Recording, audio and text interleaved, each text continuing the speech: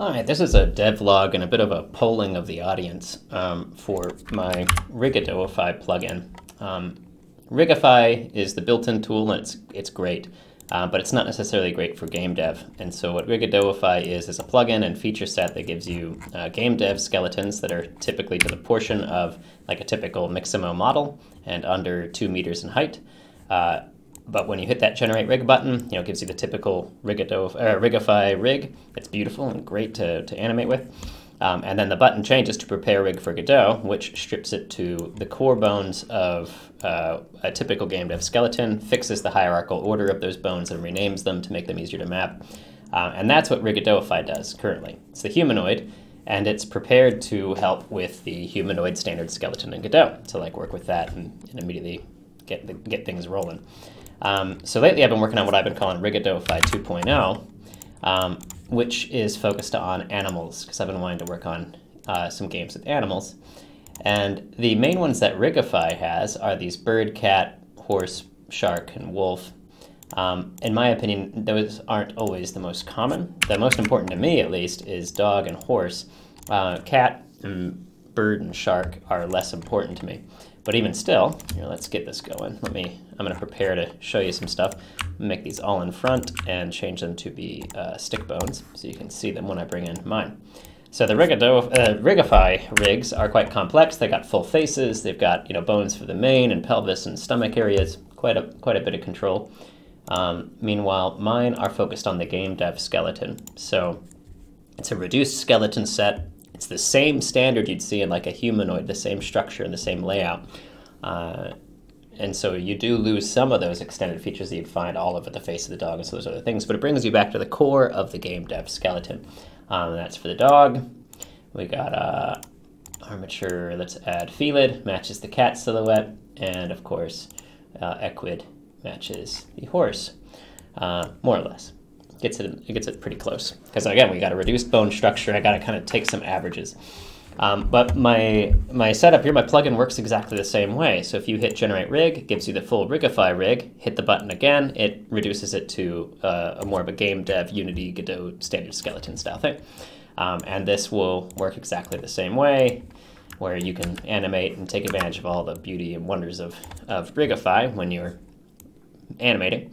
But then we need to make it so it's usable in Godot. And it's already going to be usable in Godot, but to take advantage and push this feature further, the idea would be, instead of just having the standard human skeleton bone map, that we make a new custom bone map. Here, let me quick load the quadruped bone map as an example here of what I've been working on, where we'd be able to map out a quadruped instead and be able to use this to help I say standardize the skeleton, but again, I'm using already the standard skeleton. What this would do is kind of provide a useful way to standardize the mapping so that somebody better than me could animate better animations than me of these animals. And then we'd be able to pass those around from any model that's been given the standard game dev skeleton and rigged up with this bone map, this quadruped bone map.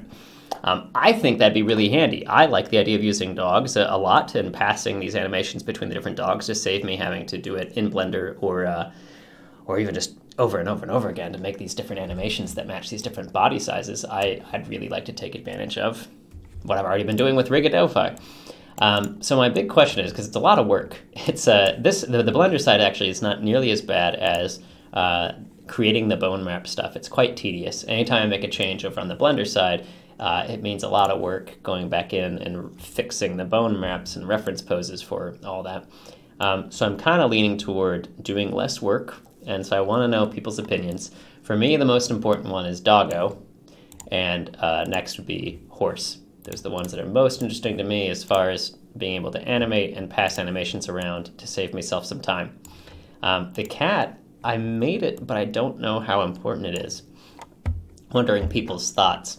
Because some of these things you could just, use the dog skeleton and animate with that and treat it like the same. It wouldn't necessarily work perfect because Godot, the bone maps do have a scale-based bone where they're basing the scale off of, which I've currently got set to the hips to know more or less the size of a given animal and what expectation to see. And so what that means in a practical sense is if the, sorry, there's just too much stuff on the screen. Give me 1 second. Let me clear out some of this.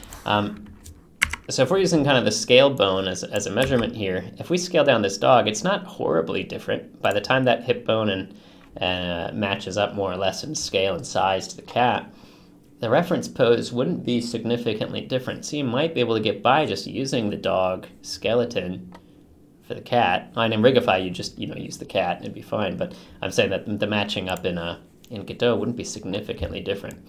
But again, that's me just being lazy. So I guess my questions are, is there enough demand for a cat skeleton? Or are people more interested in dog and horse?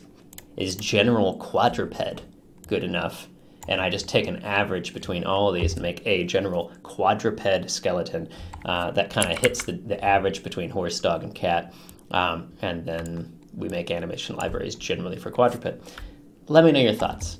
Because really, like, these skeleton silhouettes aren't so significantly different that once scaled, I just don't know if the reference pose would be so terribly different between the three that it would warrant making 3 different bone maps in Godot. Let me know your thoughts. That's all. Bye, guys.